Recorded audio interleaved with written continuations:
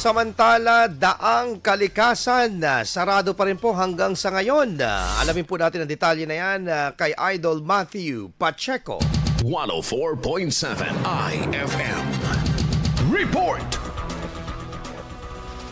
Ilang taon na at nakasara pa rin ang Daang Kalikasan na matatagpuan sa bayan ng mga Taram. Ayon kay Police Executive Master Sergeant Rani Bataan, ito raw ay dahil sa mga aksidenteng naitatala, gayon din ay may ilang bahagi sa dulo nito na wala pa raw karugtongan. Ang Daang Kalikasan po sa ngayon is sarado pa rin po.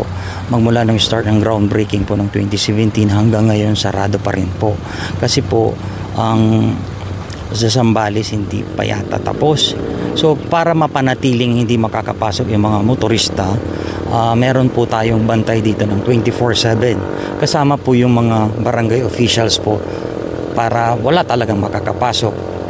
Dagdag pa ang mga naitatalang landslide sa lugar. Isa sa dahilan kung bakit sarado pa rin itong Daang Kalikasan sa publiko ay dahil sa mga landslide at minsan ay mga nahuhulog na bato na siyang posibleng maging dahilan ng aksidente para sa mga motorista. Samantala, nakaantabay din ang mga opisyal ng barangay at PNP upang masiguro na walang makakapasok doon. May ilang aktibidad naman na pinapayagang isagawa sa loob tulad ng pagtatanim o anumang may kaugnayan sa kalikasan basta't may permiso sa otoridad. Mula 2017, isinara na umano ang lugar, ngunit may ilan umanong nakakapustritan dumadaan naman sa daang katutubo sa katabing bayan nito sa Aguilar. Kasama mo mula rito sa IFM Diguban, ito si Idol Matthew Pacheco. Tatak IFM.